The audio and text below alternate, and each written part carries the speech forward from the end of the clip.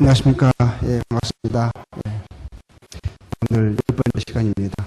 예, 이제 오늘 끝나면 2번 남습니다.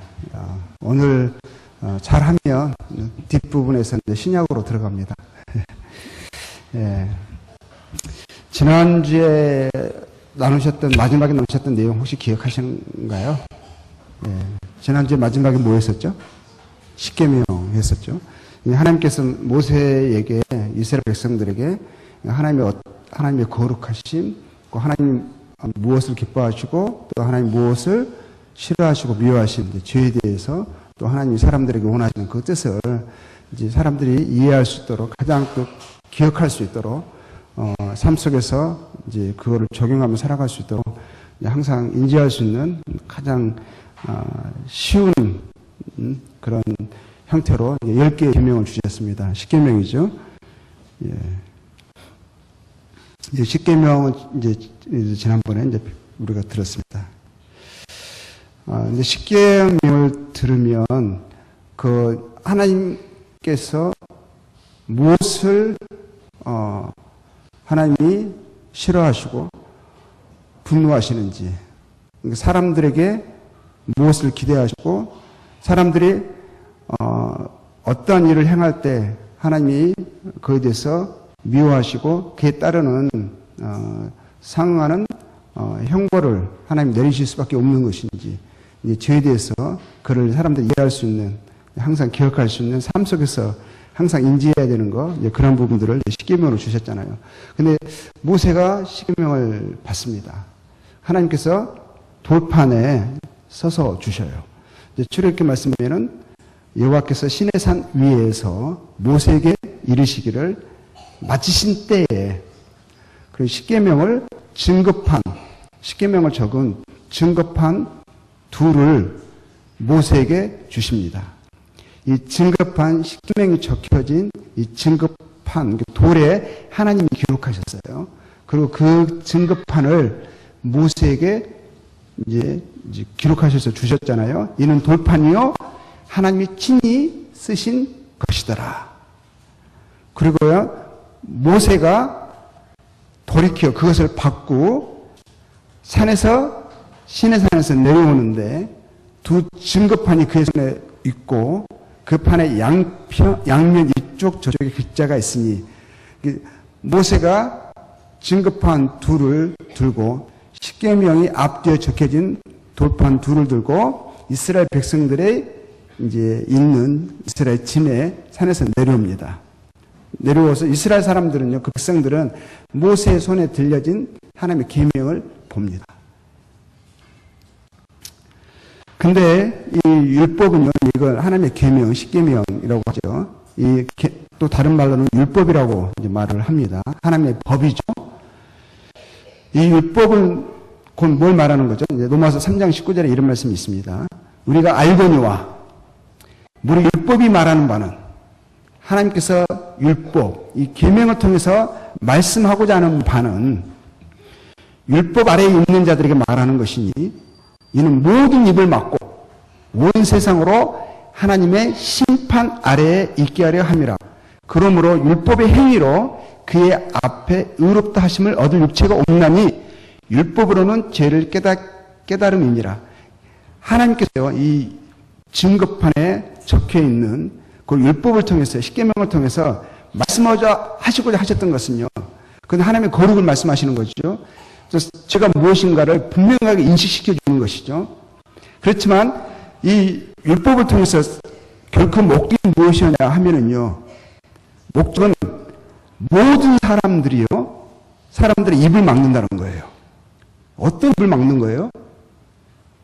감히 그 거룩하신 하나님 앞에서 자기가 그래도 괜찮다고 여기는, 스스로 의롭다 여기는, 나는 괜찮지 않을까요? 하나님, 저는 그래도 하나님이 제 삶의 모습을 보시고 저는 그래도 하나님이 기뻐하시지 않을까요? 라고 하는 그 교만한 입을 막는 거예요. 그 율법을 통해서요, 모든 사람들에게 하나님이 알려주시고자 하시는 것은, 그 주 목적이 무엇이냐면요, 모든 사람은 하나님의 심판 아래에 있다는 그 두려운 사실을 사람들로 하여금 인지하게 하심이 목적이세요. 물론 그것을 통해서 죄가 무엇이고 하나님은 무엇에 대해서 사람들에게 진노하시는지, 왜 하나님이 인생을 죄인이라 하시는지, 그래서 사람들에게 그러한 삶의 모습을 하나님이 혐오하시는 모습에서 벗어나게 하고자 하는 도 이유가 있긴 있어요. 그러면 1차적인 목적은 무엇이냐? 이미 십계명을 받기 이전부터요. 십계명을 받고 나서 하나님의 뜻을 알았어요. 그렇지만 그때부터 그 십계명을 지키려고 아무리 노력한다 할지라도 문제는 뭐냐면요. 100% 항상 그 십계명을요 지킬 수가 없다는 게 문제예요. 그리고 또 문제는 뭐냐면 십계명을 받기 이전에는 어땠어요? 완전히 십계명을 어기면서 그냥 하나님 혐오하시는 그 죄악된 삶을 날 때부터 지금까지 살아왔잖아요. 그렇죠? 그거는 무효화될 수 없는 거예요. 십계명을 알았다 할지라도 죽을 때까지 하나님의 그 계명을 항상 지키며 살아갈 수 없다는 인간의 근본적인 죄악됨이 문제인 거죠. 근데 그걸 보고 사람들이 오해를 하는 거야. 나 이거 지키면 하나님이 나를 사랑하실 거야. 나를 기뻐하실 거야. 하나님이 원하실 목적에 의해 이룰 수 있을까라는 건방진 말을 하는 거예요. 너무너무 모르는 거예요. 하나님의 거룩에 대해서, 자신이 죄악된 실상에 대해서 착각하는 거예요. 근데 율법도 그런 목적이 아니에요. 주 목적이 뭐냐? 하나님의 심판 아래에 있음을 인지하게 하시는 게요. 목적이었다는 거예요. 율법을 통해서, 율법은 곧 목적이 뭐냐? 죄를 깨닫게 하는 게 목적이었어요. 사람의 선한 행위로는 하나님께 이룰 수 없다. 하나님께 옳다 인정함을 받을 수 없다라는 것을 율법을 통해서요, 인식하게 하니 목적이었습니다. 그렇죠. 율법은 죄를 깨닫게 하는 거예요. 그래서 그 자랑하는 입을 치게 하는 게 목적이에요. 입을 치고 가슴을 치게 하는 게 목적이에요. 나는 이미 끝났구나. 나는 하나님의 심판 아래에 있구나. 하나님 나를 구원하여 주십시오. 이건 겸손한 심령을 이끌어내는 게 율법을 주신 목적인데 율법을 잘못 오해하고 있는 거예요. 갈라디아서 말씀 3장 10절에 이렇게 말씀했어요. 무릇 율법 행위에 속한 자들은 저주 아래 있나니 기록된 바 누구든지 율법 책에 기록된 대로 모든 일을 항상 행하지 아니하는 자는 저주 아래 있는 자라 하였습니다. 이 말 무슨 말이죠? 율법을 주신 목적이요, 인생이 하나님의 심판, 하나님의 저주 아래 있음을 알게 하심이 목적이에요. 알거든요. 양심적인 사람이라면 알거든요. 하나님의 법을 항상 모두 지킬 수 없음을 인정할 수밖에 없는 게 양심적인 사람의 바른 자세예요. 그러면 결국 뭘 이해하는 것입니까? 나는 하나님의 심판 아래에 있구나. 나는 하나님의 저주를 받아 마땅한 하나님의 저주 아래 있는 자구나 라는 것을 율법을 통해서 이해하게 하시는 목적인데요. 하나님의 율법을 인간의 계명 정도로, 인간의 규율 정도로 바꿔버린 거예요. 하나님의 말씀을 사람의 그냥 교우 정도로 전락을 시켜버려가지고요. 그래서 스스로 괜찮다라고 하는 거예요. 율법을 듣는데도 자기가 하나님의 심판 아래에 있음을, 하나님의 저주를 받아 마땅한 저주 아래에 있음을 인식하지 못하는 게 이거 심각한 거거든요. 그래서 모세가 돌판을 가지고 옵니다. 그렇죠? 사람은 모세의 손에 들려진 하나님의 계명이 잡힌 돌판을 봤어요. 그것만 보면 그건 뭘죠? 사람 그것은 정죄예요. 성공입니다. 하나님의 심판 아래에 있구나. 나는 하나님의 저주를 이미 받았구나. 저주 아래에 있는 자구나.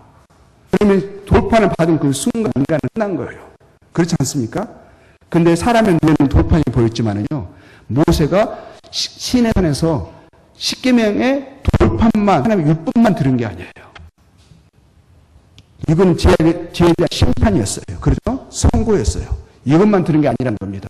그의 머릿속에는요, 뭐가 있었죠? 하나님이 십계명 주신 것이 아니라 더 중요한 걸 주셨어요. 모세의 사람들은 그걸 보지 못하고 모세의 손에 들려진 십계명만 봤지만 모세의 머릿속에는요, 하나님께서 더 놀라운 것을 주셨어요. 그게 뭡니까? 구원의 길을 주셨어요. 그건 성막이었습니다. 모세가 시내산에서 십계명만 받은 게 아니에요. 성막에 대한 지시를, 식양을 그가 하나님께 보았습니다. 내가 그들 중에 거할 성소를 그들을 시켜 나를 위하여 짓되 무릇 내가 네게 보이는 대로 장막의 식양과 그 기구의 식양을 따라 지을지니라. 이것이 실제였었어요. 실상이었었어요. 구원의 길, 이 성막은요, 하나님의 은혜였습니다. 하나님의 심판 아래에 있는 인생들, 하나님의 저주 아래에 있는 인생들에게요, 십계명만 주어졌다면 그건 범죄예요. 선고예요. 확증이에요. 근데 그것이었다면 인생은 이미 받는 순간 받기 전부터 끝난 거였었어요.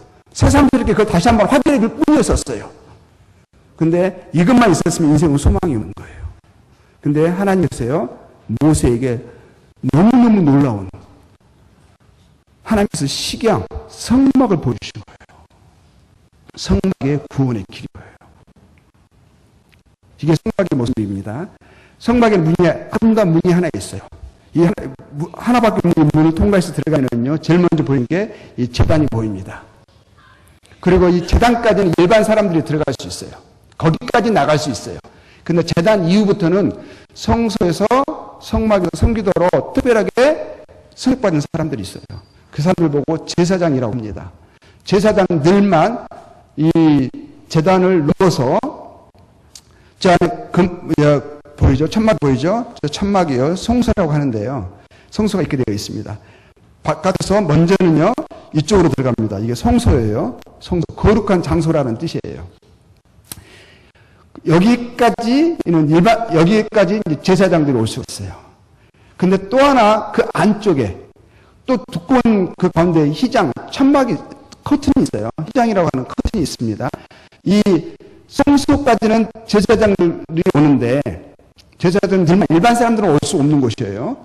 제사장들은 성소까지 올 수 있어요. 근데 이 지성소라고 하는 데가 있어요. 지극히 거룩한 장소라는 의미예요. 하나님께서 이 지성소에 임재하신다고 말씀하셨어요. 임재가 머무는 장소, 지극히 거룩한 장소죠. 이 지성소는요, 제사장들도 함부로 못 들어옵니다. 1년에 딱 한 번, 그것도 대제사장만 들어올 수가 있어요. 그것도 빈손으로 들어오지 못하고요, 그해 하나님께 제물로 드려진 짐승의 피를 가지고만 이 지성소에 들어올 수가 있습니다. 지성소에 보면요, 저게 이제 언약궤라고 합니다. 언약궤 그 밑에 상자가 있죠. 이 상자 안에 하나님께서 모세에게 주신 십계명이 적혀져 있는 증거판, 돌판을 그 안에 넣습니다.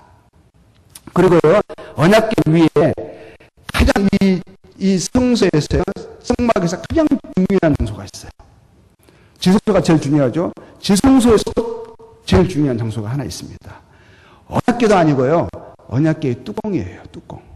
그거를요, 속죄소라고 합니다. 속죄소. 자비의 자리, 시은자라고도 해요. 시은자. 하나님의 은혜가 베풀어지는 장소라, 이런 뜻이에요. 하나님의 은혜가 나타나는 장소. 하나님 이 속죄소 위, 이 언약궤의 뚜껑의 이름이 속죄소예요. 하나님의 자비의 자리예요. 자비가 나타나는, 하나님의 은혜가 나타나는 장소인데요. 이 속죄소의 위에는요, 속죄소 이렇게 되어 있습니다. 뚜껑이 보이시죠? 이 안에 이제 저 밑에까지가 언약궤예요. 이 뚜껑을, 이름이 달라요. 이 뚜껑을, 언약궤의 뚜껑이 속죄소예요. 속죄소. 천사가요, 천사도요, 에덴 동산에서 생명나무, 에덴 동산에 이제 사람들 쫓겨났잖아요. 쫓겨나고, 이제 그 에덴 동산에 생명나무로 간 길을 막기 위해서 하나님이 천사를 주셨어요. 그 천사들 이름이 그룹이라고 하는 천사 이름이에요. 영어로는 체루빔, 이런 천사거든요. 근데 이 체룹이라는 이 천사, 이게 그룹, 우리나라 말, 영어로 막 그룹이라고 생각하는데, 그가 체룹, 이 뜻이에요. 그 천사가요, 날개를 펴고, 머리는, 얼굴은 아래를 향해 있습니다. 아래를 향해 있으면은 먼저는 뚜껑이 없으면은 뭘 보게 되는 거죠? 십계명을 보는 거예요. 그럼 법으로 인생을 심판해버리면 어떻게 됩니까? 인생은 하나님의 심판을 저주를 받아 제 대가의 형벌 지불하게 되어 있어요. 근데 감사한 것은 뚜껑이 있어요. 가려주는 것입니다. 그렇죠? 가려주고요. 이 자리를, 이 뚜껑의 자리를 속죄소라 그래요. 죄가 용서되는 장소라는 거예요. 하나님이 이 속죄소 위에 머물겠다 하셨어요. 거기에서 하나님이 임재하시겠다 하셨어요. 다른 데가 아니고 속죄소 위에요. 하나님 인생들의 죄를 용서하시기를 기뻐하시는 거예요. 원하시는 거예요. 계획하신 거예요. 이걸 상징해주고 있는 거죠. 그리고 이 짐승 피를 가지고 들어온다고 했잖아요. 그 한 해 지었던 모든 죄를 대속하는 대속 제물에 짐승이 피를 흘리는 방법으로 죽습니다. 그러니까 그 피를 가지고요, 1년에 한 번 속죄일이라는 특별한 날이 있어요. 죄가 용서되는 날이라는 뜻이에요. 그 날에 커튼을 열고요, 두꺼운 커튼이 10cm가 넘어요. 아주 두꺼운 커튼이에요. 이건 뭘 말해주는 거예요? 커튼이 의미하는 바가 더 커요. 왜냐하면 인생의 죄로 인해서 하나님으로부터 분리되었다는 그런 의미예요.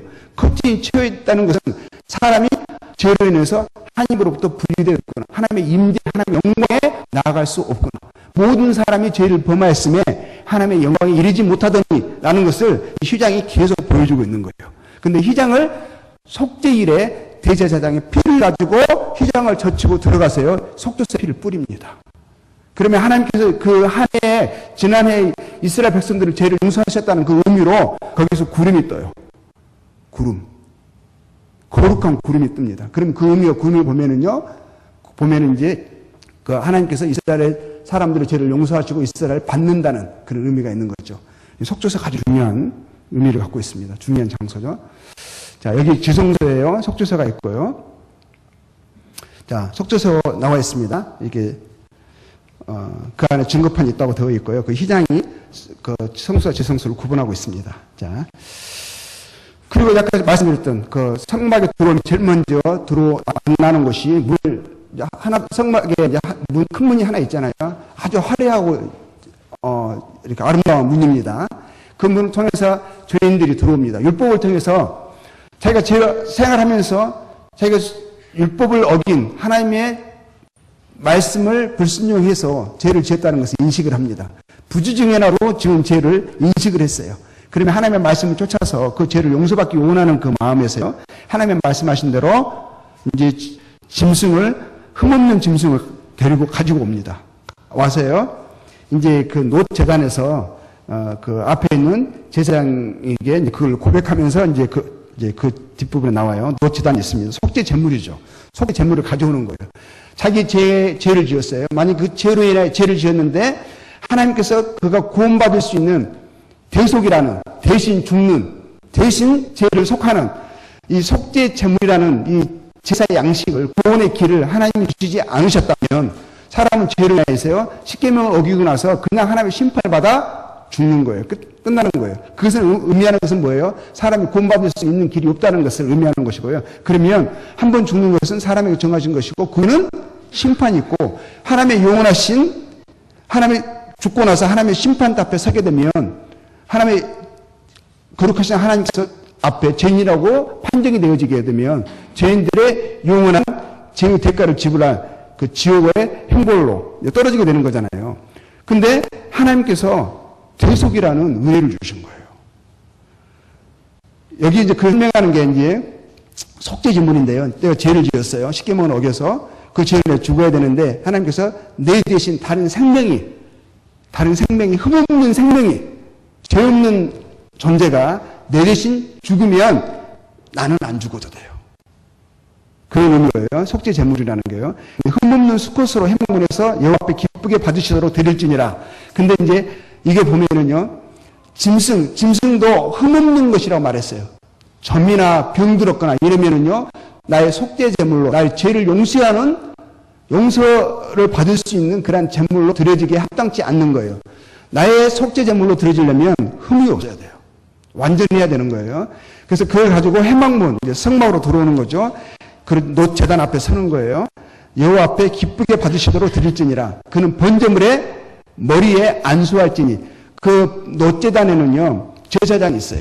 그러면 제사장에게 이제 속죄로 드려질 짐승을 데리고 옵니다. 그 자기 죄를 고백하는 거죠. 그러면 그 죄를 지은 죄인을 손을 뭐냐면 번제물, 그 제물로 드려질 그 짐승의 머리에 안수를 합니다. 안수라는 의미가요, 정가된다는 의미가 있어요. 나의 죄가 그 흠없는 짐승에게 안수를 통해서 나의 죄가 정가된다는 의미가 있는 거예요. 죄를 지어서 내가 죽어야 되는데 나의 죄를 정가받은 이 제물이 내 대신 죽는 거예요. 내가 받아야 할 죄의 대가를, 형벌을 대신 지불하게 되는 거죠. 그래서 안수가 정가라는 의미가 있고요. 그를 위하여 기쁘게 받으심이 되어 그를 위하여 속죄가 될지라. 속죄라는 것은 죄를 용서한다는 의미잖아요. 죄가 용서받게 되어줄 것이다. 그런 거예요. 그는 여호와 앞에서 그 수송아지를 잡을 것이요. 아론의 자손 제사장들은 그 피를 가져다가 회막문 앞 제단 사방에 뿌릴 것이며 노 제단에 뿌리는 거예요. 그러면 이 사람이 지은 죄가 이 짐승이 그 죄로 인한 대가를 받고 그 죄인을 대신하여 죽었기 때문에 피가 뿌려졌기 때문에 피가 뿌려졌다는 건 죽었다는 의미거든요. 그렇기 때문에 제가 이 사람의 죄가 용서됐다 이런 의미가 있는 거예요. 이게 이제 은혜의 길인 거죠. 이게 중요한 거예요. 이게 만약에 하나님께서 이걸 구원의 길을 주시지 않았더라면 인생은요, 죄로 인하여서요, 정죄를 받고 아무도 하나님의 심판에서 구원받을 수 있는 길이 없는 거예요. 구원받을 수가 없는 거예요. 자, 이겁니다. 이게 이제 피의 제사죠. 육체의 생명은 피에 있습니다. 내가 이 피를 너희에게 주어 제단에 뿌려 너희의 생명을 위하여 속죄하게 하였나니 이게 대속을 이야기하는 것. 대속, 대신 나의 죄로 인하여서 대신 그 짐승이 제물에 내 대신 죽는 것, 대신 죽는 걸 이야기하는 거죠. 그건 이제 그 제단에 뿌려 너희의 생명을 위하여 속죄, 죄 용서하게 하였나니 생명이 피에 있으므로 피가 죄를 속하느니라. 이 피가 생명을 상징하는 거예요. 의미하는 거예요. 그 실제 사람의 생명이 피에 있습니다. 예전에 사람들 생각하기를요, 생명의 실체가 머리에 있다고 막 이렇게 생각하고요, 뭐 심장에 있다고 생각했는데 알고 보니까 실상 의학적으로 이제 그게 안 지 얼마 안 됐어요. 생명이 피에 있음을 알게 되는 것이죠. 근데 정말 생명이 피를 의미하는 거예요. 피에 그 자체의 의미가 상징합니다. 그래서 생명이 피에 있기 때문에 피가 죄를 속한다고 하셨고요. 율법을 따라 그 모든 물건이 피로써 정결하게 되나니 피 흘림이 없은즉 사함이 없느니라. 피 흘렸다는 것은 그 죄로 인해서 피가 흘려졌다는 것은 제물의 피가 흘려졌다는 것은 그 죄가 용서됐다는 그런 의미가 있는 거예요. 그러니까 피의 제사를 이제 하나님이 성막에서 죄에 대한 용서로서 구원받을 수 있는 길로 주신 거죠. 이게 하나님의 은혜의 길입니다. 이 신의 산에서요, 율법만 두었으면 인생은 봤어요. 그 자체는 정죄였어요. 송고였어요. 율법 받고 나서는 기뻐할 수 없었어요. 근데 사람들이, 착각한 사람들이 상당히 많았어요. 우리가 저걸 지키면 생명을 얻을 수 있겠구나. 너무너무나 정말 상식에 안 맞는 착각을 한 거예요. 이미 죽어 있는 거예요. 이미 받기 전부터 다 어겼잖아요. 그렇지 않습니까? 하나님은 완전을 요구하시는 분이세요. 하나님은 거룩하신 분이세요. 어느 몇 %만 되면 받으시는 그런 분이 아니시라는 거예요. 하나님은 완전한 빛이라고도 하나님의 거룩을 묘사하고 있어요. 어둠이 그 앞에 설 수 없는 거예요.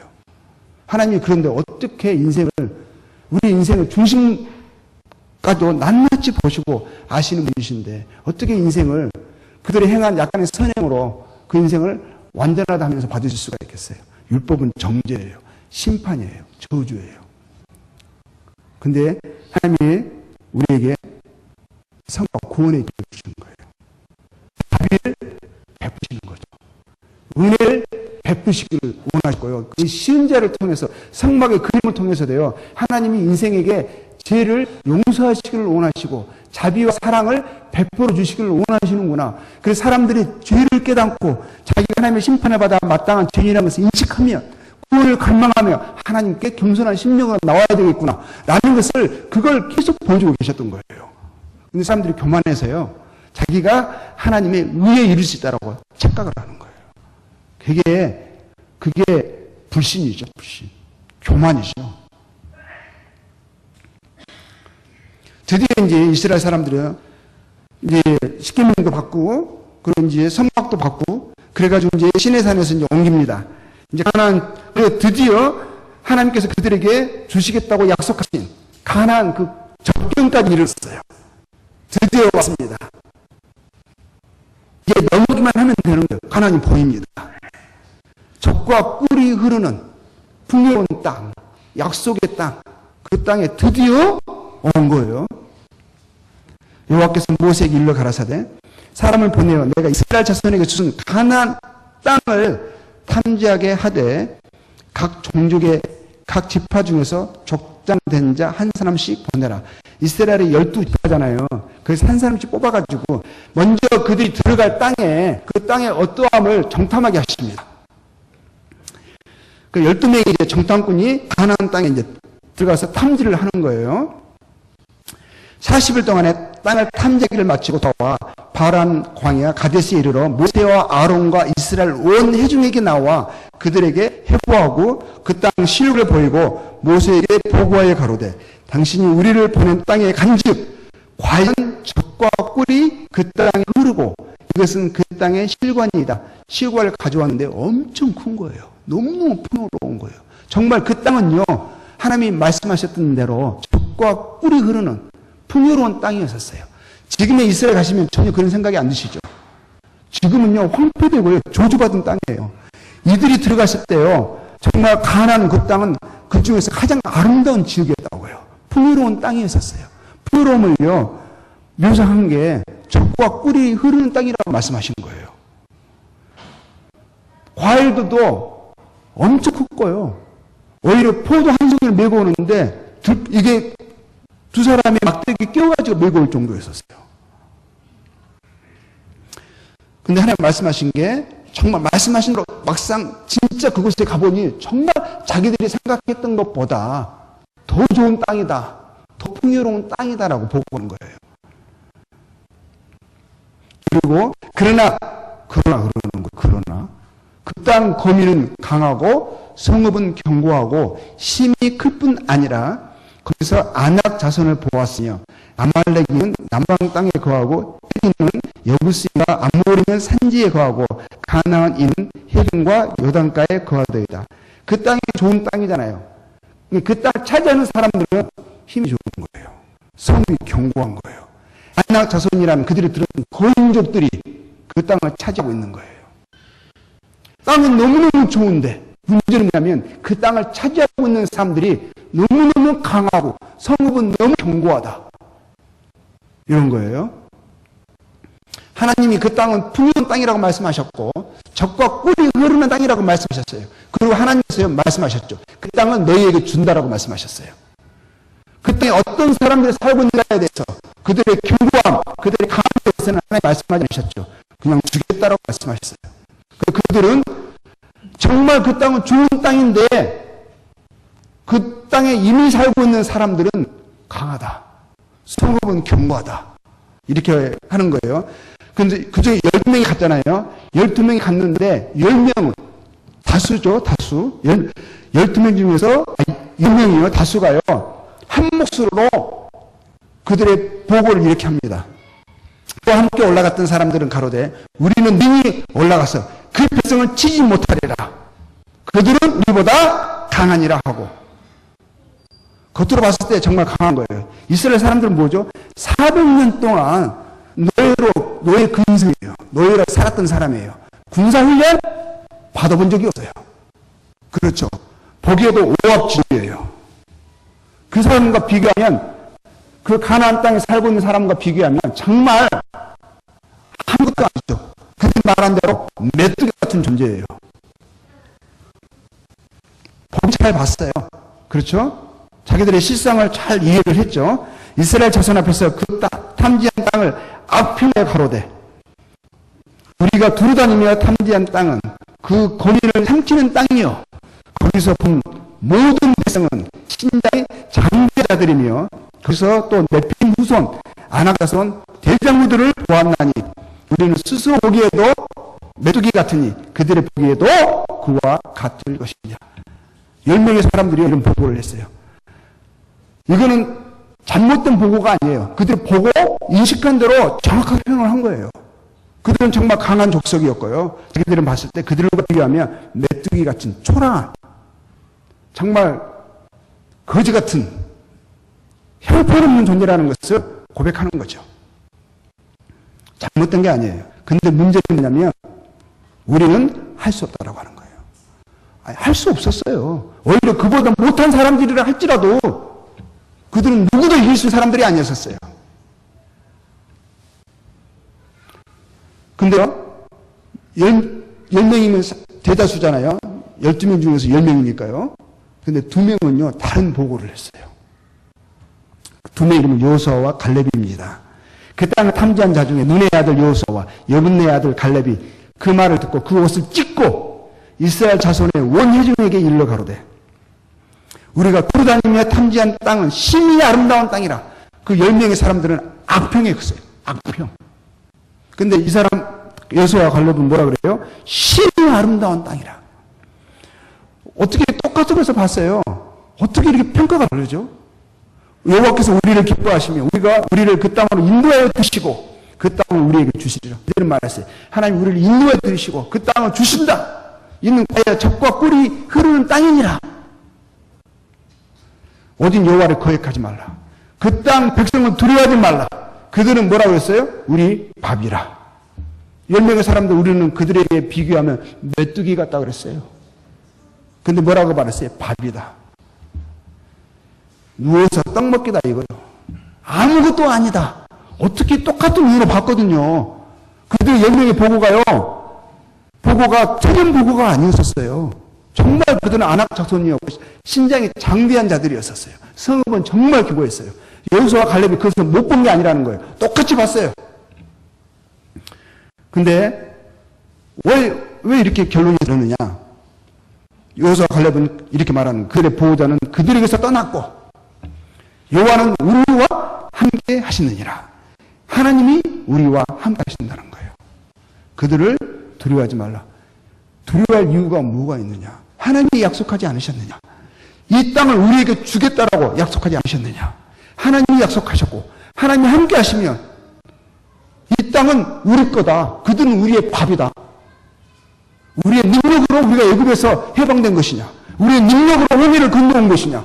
우리의 능력으로 광야에 우리가 그 광야를 통과한 것이냐? 아니라는 거죠.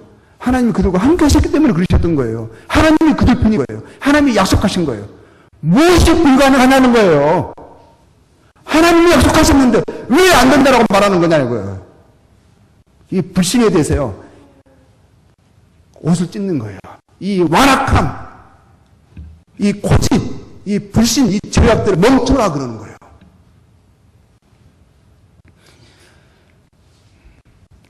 너무 다른 평가죠. 여호수아와 갈렙은 우리가 올라가서 그 땅을 취하자. 너희 이긴다. 여호와께서 우리를 그 땅으로 인도하여 드시고 그 땅을 우리에게 주신다. 그 땅 백성은 두려워하지 말라. 그들은 우리의 밥이라. 여호와는 우리와 함께 하시느니라. 근데 10명의 정탐꾼들은 뭐라 그래요? 우리는 능히 올라가서 백성을 치지 못하리라. 그들 우리보다 강하니라. 우리는 스스로 보기에도 메뚜기 같으니 그들을 보기에도 그와 같을 것이니라. 너무 달라요. 무슨 차이죠? 시력 차이인가요? 하나님을 바라보는 믿음의 차이죠. 하나님의 말씀을 믿는 믿음의 차이인 거예요. 여호수아와 갈렙은 하나님의 말씀하셨으면 됐다. 하나님 말씀하신 것을 반드시 이루시는 분이시다. 하나님이 누구신가? 어떤 분이 우리와 함께 하시는가? 그들 믿음의 눈으로 하나님을 바라봤고요. 하나님의 약속의 말씀을 들었습니다.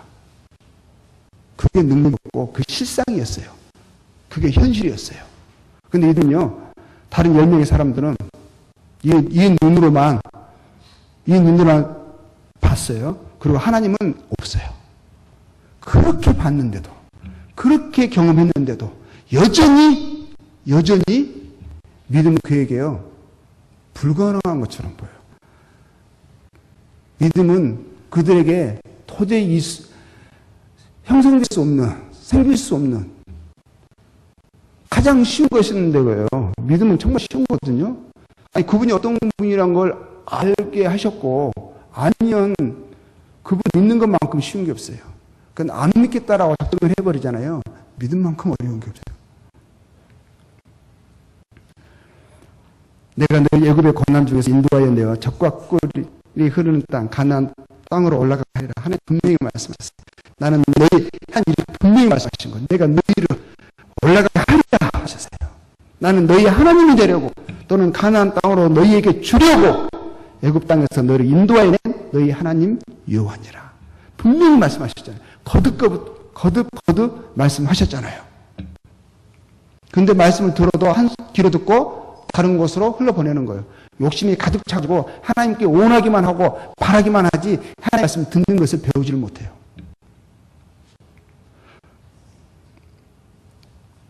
그렇죠? 사람을 보내어 내가 이스라엘 자손에게 주는 가나안 땅을 그때도 탐지하게 하려고 정탐꾼을 보낼 때도 말씀하셨어요.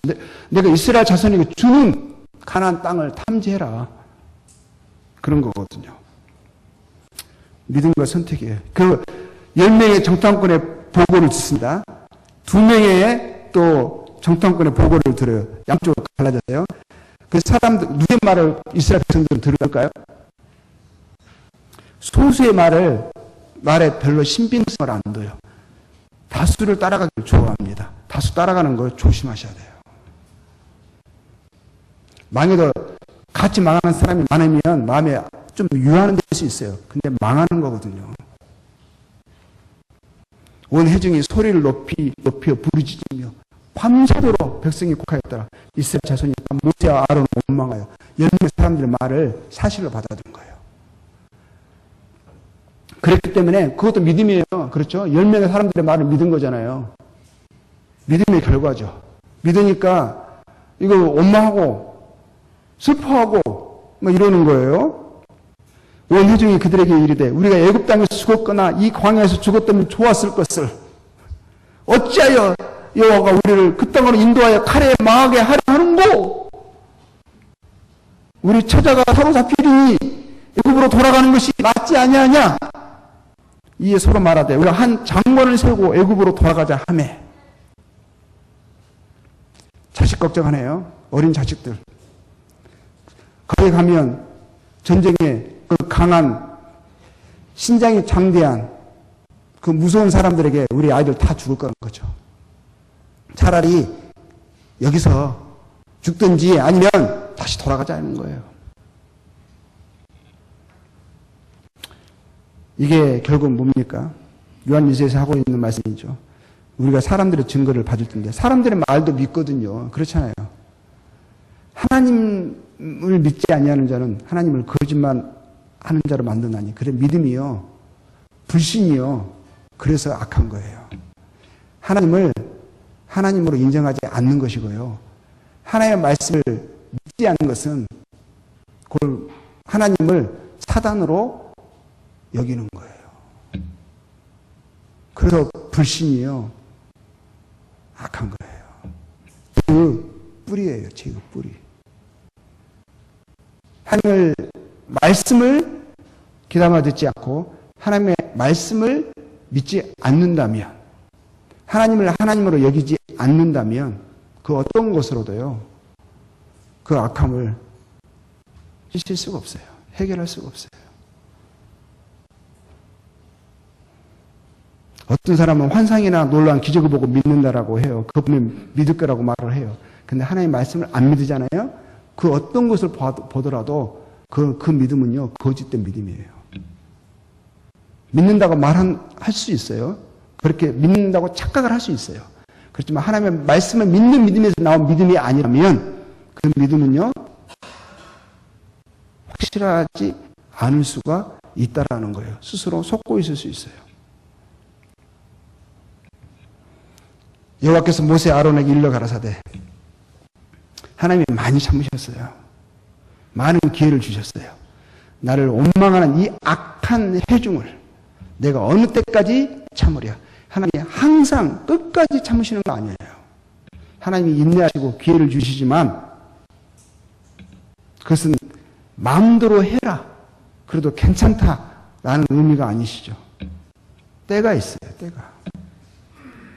이스라엘 자손이 나를 향하여 원망하는 바, 그 원망하는 말은 내가 들었노라. 그들에게 이르기를 여호와의 말씀에 나의 삶을 가리켜 맹세하노라. 너희 말이 내 귀에 들린 대로 내가 너희에게 행하리니 너희 시체가 이 광야에 엎드려질 것이라. 여기 죽는 게 낫다라고 했거든요. 네 말대로 해주겠다 하신 거예요. 너희 20세 이상으로 계수함을 받은 자 곧 나를 원망한 자의 전부가 여분네 아들 갈렙과 눈의 아들 여호수아 외에는 20살 위로는 단 2명만 살아남을 거라는 거죠. 여호수아와 갈렙만. 20살 위로는. 그리고 20살 위로 다 죽이겠다 하신 거예요. 한 명도 남김없이 2명을 제외한 모든 사람을 20살 이상으로는 다 죽일 것이다. 여호수아 외에는 내가 하나님 맹세하시는 거예요. 반드시 이루시겠다고 하나님이 정하신 거예요. 이제는 돌이킬 수 없어요. 내가 맹세하여 너희로 거하게 하리라. 한 땅에 결단코 들어가지 못하리라. 결단코 들어가지 못하리라. 내가 사로잡히겠다고 말하던 너희 유아들은 20세 이하의 유아들은 아이들은 또 유아들은 내가 인도하여 드리리니 내가 우리 아이들은 죽을 것이다. 염려했던 그 아이들은 염려하지 말라. 내가 책임진다 하신 거예요.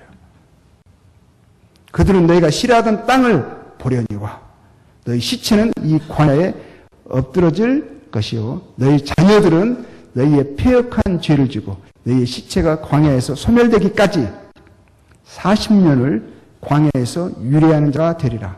너희가 그 땅을 탐지한 날수 40일의 하루를 1년으로 환산하여 그 40년간 너희가 너희의 죄악을 질지니 너희가 나의 실어버림을 알리라 하셨다 하라. 하나님이 정하셨어요. 바로 그들은 자기 눈앞에서요 가나안 땅을 보고도요 못 들어갔어요. 그때 불신, 원망은 습관이 됐어요. 습관. 생각하지 않고 하나님의 말씀을 믿는 것이 익숙해져야 하는데 믿음의 행동이 익숙해져야 하는데 이 악함이 그 악한 본성이 습관이 원망과 불평이 그들의 삶을 망하게 합니다. 너희 말한 대로 들어가기 싫다 했지? 들어가지 마. 광야에서 죽고 싶다고 했지? 죽어. 너희들이 걱정했던 그 아이들 내가 다 한 명도 죽지 않고 다 들여보낼 거야. 돌아가 하시는 거예요. 나 여호와가 말하였거니와 모여 나를 거역하는 이 악한 온 회중에게 내가 단정코 이같이 행하리니 그들이 이 광야에서 소멸되어 거기서 죽으리라. 죽을 때까지 40년 동안 다 죽이겠다 하시는 거예요. 소멸되어 거기서 죽으리라. 모세의 보냄을 받고 땅을 탐지하고 돌아와서 그 땅을 악평하여 온 회중으로 모세를 원망케 한 사람, 그 땅에 대하여 악평한 자들은 여호와 앞에서 재앙으로 죽었고 10명을 악평해서 거짓된 보고로 사람들의 마음을 현혹해서 잘못된 길로 이끈 그 사람들은 그들이 보는 데서 재앙으로 죽었습니다. 그 땅을 탐지하러 갔던 사람 중에 오직 눈의 아들 여호수아와 여분네 아들 갈렙은 생존하니라. 그걸 하나님이 뒤돌아 광야로 가 했어요. 모세가 이 말로 이스라엘 모든 자손에게 고함해 백성이 크게 슬퍼하여 늦었어요. 좀 빨리 하지. 항상 이래요. 항상. 백성이 크게 슬퍼하여 아침에 일찍 일어나 산꼭대기로 올라가며 가로 보소서 우리가 여기 있나이다.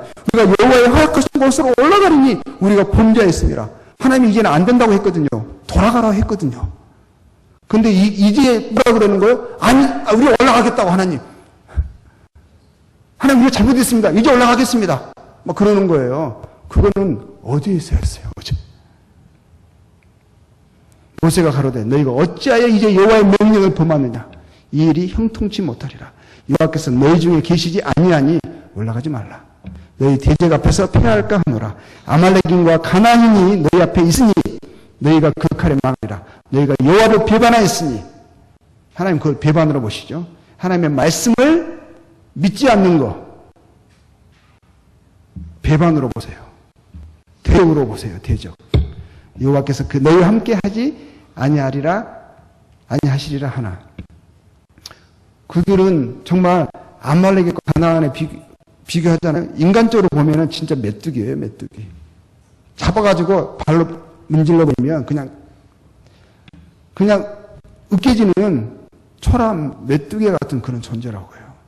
그들에게 하나님이 계셨기 때문에, 하나님이 그들과 함께 하셨기 때문에 가나안 그 땅을 차지하는 것은 그 땅을 차지하고 있던 신장이 장대한 그 사람들은 그들의 밥과 같이 그냥 으깨버릴 수 있었어요. 근데 지금은 아니에요.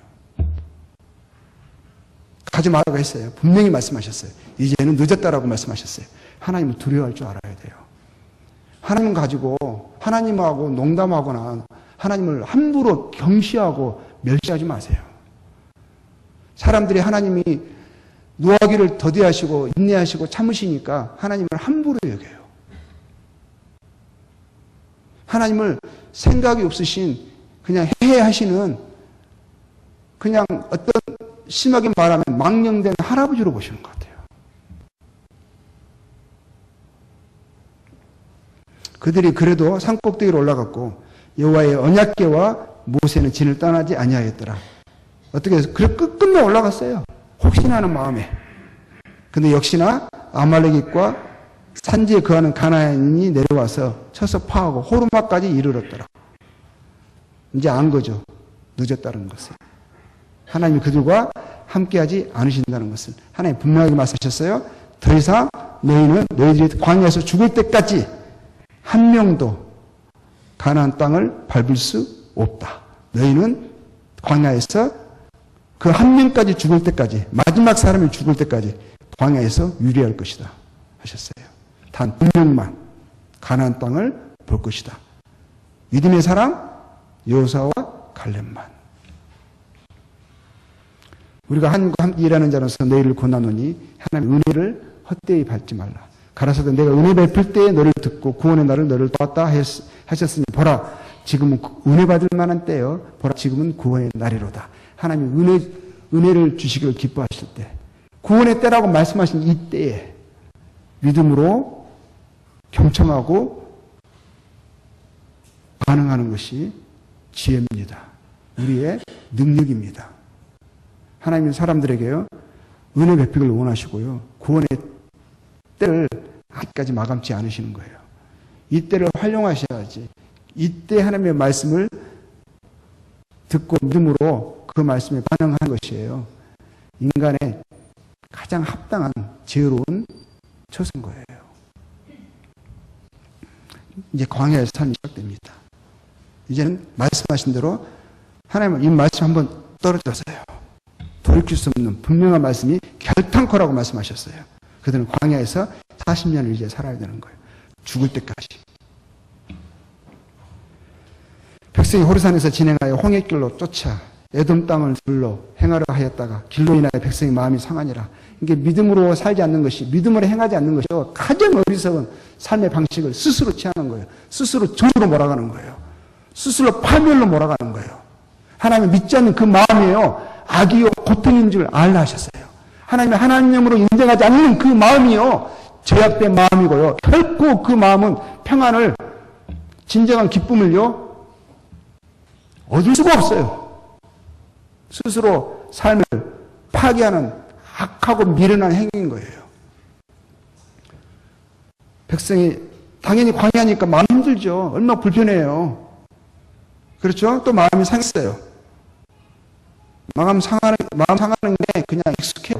그냥 찜이에요, 찜이. 백성이 하나님과 모세를 향하여 원망하되 어째 우리를 여기서, 이 말은 입에 붙었어요. 인도에 올려서 이 광야에서 죽게 하는 거. 이곳에는 식물도 없고 물도 없도다. 당연하지, 광야니까. 우리 마음이 이 박한 식물을 싫어한다. 박한 식물이 뭐죠? 만나거든요. 이제는 박한 식물이래요. 만나 없으면 하루도 못 살거든요, 이 사람들. 감사하기보다 이제는 이 박한 식물이래. 하나님이 그래도요, 이 만나를 거두지 않았어요. 참.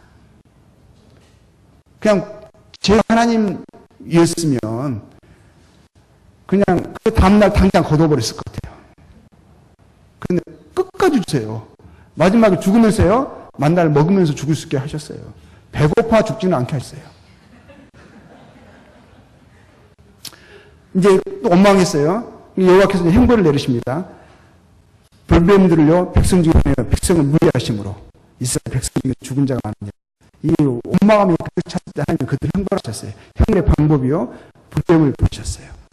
갑자기 뱀들만 독사들이 이 이스라엘 사람들이 있는 이 진으로 들어와가지고요, 물면요, 그냥 사람도 죽는 거예요. 형벌입니다. 근데 사람들이 이해했어요. 백성이 모세에게 이르러 가로되 우리가 여호와와 당신을 향하여 원망함으로 범죄하였으니, 이제 마음을 돌이킨 거죠. 그 자기의 이 문제의 원인을 파악을 한 거예요. 여호와께 기도하여 이 뱀들을 우리에게서 떠나게 하소서. 모세가 백성을 위하여 기도하며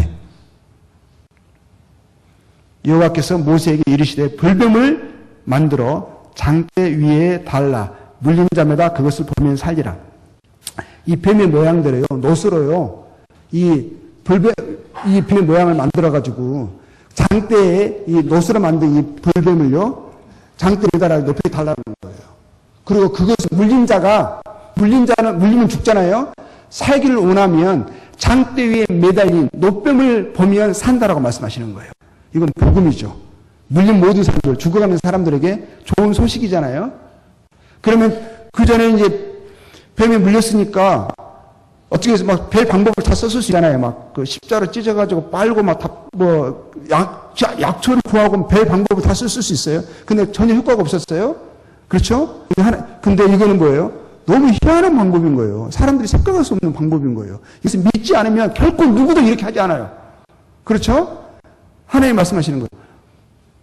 노뱀을 만들어서 장대에 매달린 노뱀을 보면 살리라. 그러면은요, 믿는 사람들은 어떻게 되겠어요? 믿는 사람들은요, 이 소식 듣고 나서 물렸어요. 죽어가기 바로 전이라도 나가서 그 장대에 매달린 노뱀을 보면 살겠어요? 안 살겠어요? 살아요. 근데 어떤 사람들은 그게 무슨 말도 안 되는 소리야. 가서 약 좀 구해와. 어떻게 한번 해봐라고 하면 엄청난 좋은 식물을, 약초를 구했다 할지라도 그렇게 살 수 있겠어요? 이게 믿음인 거죠. 모세가 노뱀을 만들어 장대 위에 다니 뱀에 물린 자마다 노뱀을 쳐본즉 살더라. 항상 하나님이 이것을 또 가르치시는 것은 뭐예요? 하나님의 말씀을 믿고 그 믿는 믿음이 사람을 살리는 것을 이야기하시는 거예요. 결국 하나님으로 여기는 것은요, 하나님의 말씀을 진리로 믿고 그 말씀이 원하시는 그것을 쫓아 순종하는 것을 배우게 하시는 거예요. 보는 자는 살았어요. 그것은 믿음으로 산 거예요. 물론 실상 원래는 죄로 인해서 하나님의 형벌로 인해서 뱀에 물려서 죽는 거였었어요. 그렇죠? 근데 실상 죽는 사람들은 이것을 복음을 듣고도 그 복음을 믿지 않고 죽었어요. 그 사람 물론 뱀에 물려서 죽은 거지만 실상은 하나님의 말씀을 믿지 않았기 때문에 불신이 그를 죽게 한 거예요. 그렇죠? 이거죠. 그리고 이제 드디어 40년이 지나고 20세 이하의 모든 사람들은요, 이상의 모든 사람들은 광야에서 다 죽었습니다. 다 죽었어요. 그리고 하나님 말씀하신 대로 여호수아 24 이상으로는 여호수아와 갈렙만 살아서 가나안 땅을 밟았습니다. 그 20살 아이 자라던 있던 사람들은, 아이들은 자라서 이제 많게는 60살 시작해가지고 이제 다 그 사람들이 성장해서 장성해서 이제 가나안 땅에 들어갔어요. 이제 그리고 가나안에 이들이 살게 됩니다. 이제 되는 거예요. 이제 그러면 하나님이 이제 목적을 통해서 그들에게 말씀하시는 거예요. 자, 네가 있기 전 하나님이 사람을 세상에 창조한 날부터 지금까지 지나간 날 상고해봐라. 지나간 날을 생각해보라. 하늘 이 끝에서 저 끝까지 이런 큰 일이 있었느냐?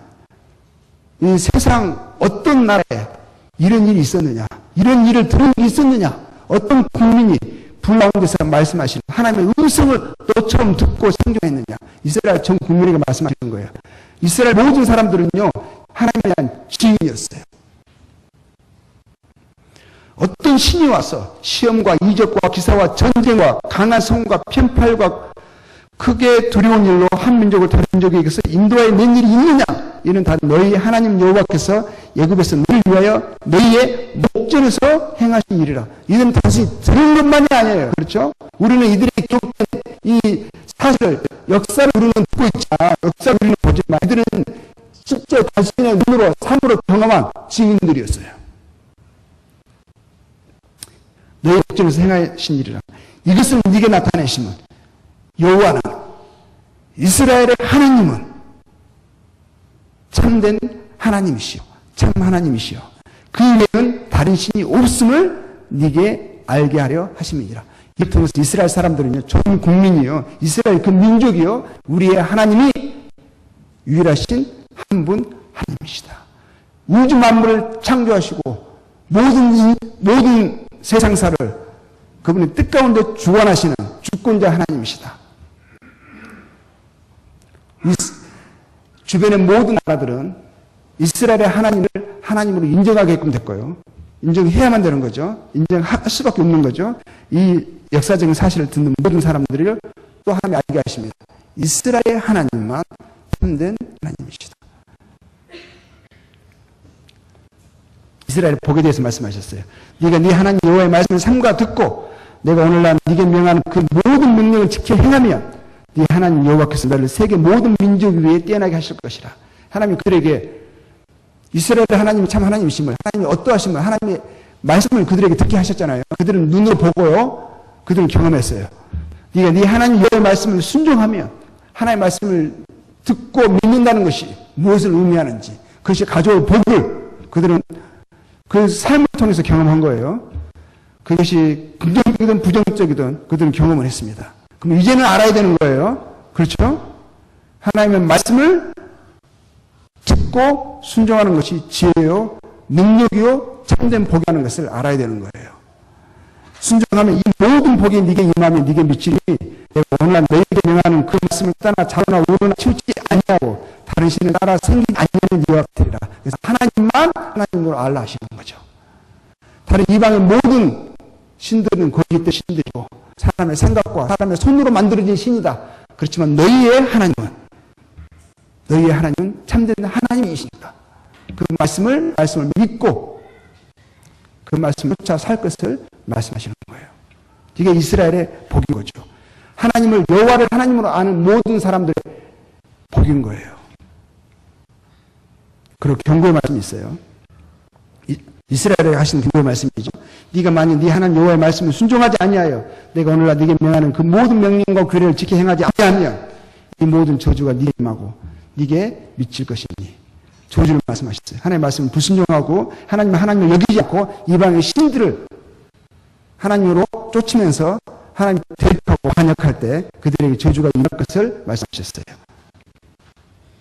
그리고 불순종을 고집한다면 네가 악을 행하여 그를 잊음으로 네 손으로 한 모든 일에 여호와께서 저주와 공고와 견책을 내리사 망하여 속히 파멸케 하실 것이며 여호와께서 네 몸에 연병이 들게 하사 네가 들어가서 어린 땅에서 필경 너를 멸하실 것이며 그의 삶을 어렵게 하신다고 말씀하셨어요. 그 삶을 결코 평탄케 하지 않을 거라 말씀하셨어요.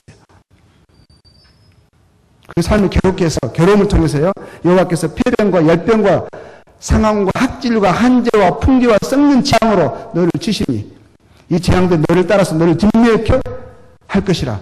네 머리 위에 하늘은 노째고 네 아래의 땅은 청결이시며 여호와께서 비 대신에 틱불과 모래를 네 땅에 내리시리니 그것들이 하늘에서 네 위에 내서 필경 너를 멸하리라. 가나안 땅에 그들이 들어갑니다. 젖과 꿀이 흐르는 풍요로운 땅이에요. 그렇지만 하나님의 말씀을 순종하지 않고 거짓된 신으로 여기면서 하나님이 하지 말라 하신 악한 일을 해하고 그것을 돌이키지 않을 때 하나님의 경고를 계속 무시할 때 죄악을 고집하며 살아갈 때 그들의 삶을 하나님이 여러 가지 재앙을 통해서 그 땅을 황폐케 함으로 그 통해서 그들을 인정시키고 생각하게 하고 돌이키게 하시겠다 하셨어요. 그런데도 삶이 이렇게 어려워지는데도 마음 강팍하게 해서 죄악된 삶을 계속 고집해서 살기로 하면서 나아가면 하나님이 멈추시는 게 아니에요. 돌이키지 아니하면 하나님 결국요 여호와께서 너를 이 땅 이 끝에서 저 끝까지 만중에 흩으시리니 하셨어요. 이스라엘 백성들을요 땅 이 끝에서 저 끝까지 흩어버리시겠다라는 거예요. 이스라엘에게 하신 말씀이에요. 네가 그곳에서 너와 네 열조에 알지 못한 목석 우상을 섬길 거다. 그들이 하나님이 순종하지 않고 제약된 길을 일자만 살게 되면 그들의 삶을 오래 하겠다고 말씀하셨어요. 그 땅과 황폐하게 하시고 삶을 공고하게 만들 거라고 하셨어요. 그런데 듣지 않으면 결국엔 마지막에 어떻게 하시는 거예요? 적이 쳐들어와서 포로로 잡아가지고 땅 이 끝에서 끝까지 흩어버리시고 나를 흩으시기를 주저하지 않으셨어요. 그 열국 중에서 내가 평안함을 얻지 못하며 쫓겨간 나라에서 포로로 끌려간 나라에서 네 발바닥을 쉴 곳을 얻지 못하고 오직 여호와께서 거기서 내 마음으로 떨고 눈으로 쇠하고 정신으로 산란케 하시리니 그 쫓겨간 나라에서 포로로 붙잡힌 나라에서 결코 평안하게 살지 못할 거라는 거예요. 그 민족을 싫어합니다. 이상하게 이스라엘 민족들이 가는 곳마다 이스라엘 민족은요 사랑을 못 받았어요. 그 하나님이 그렇게 하시겠다고 하신 거예요. 그런데 회복을 원하면 그곳에 가서 내가 네게 준수한 모든 복과 저주가 네게 임함으로 네가 네 하나님 여호와께서 쫓겨간 모든 나라 가운데서 이 네 마음에서 기억이 나거든. 너와 네 자손이 네 하나님 여호와께로 돌아와 내가 오늘날 네게 명한 것을 온전히 따라서 마음을 다하고 성품을 다하 여호와의 말씀을 순종하면 네 하나님 여호와께서 마음을 돌이키고 너를 긍휼히 여기사 네 포로를 돌리시되 하나님 여호와께서 너를 그 흩으신 모든 백성 중에서 너를 모으시니 근데 그게 삶이 어려워요. 너무 그 민족들에게 멸시와 학대를 죽을 지경입니다. 그래서 마음이 너무너무 공고하고 두려운 마음에 하나님이 자기 자신들과 조상의 하나님께 구원을 갈망하면서 겸손한 심령으로 하나님의 도우심을 예친다면 뭐 말씀하셨어요? 어디 있든지 간에 너희들을 흩어진 그 모든 백성 중에서 다시 모으겠다라는 거예요. 하나님의 약속이 있어요.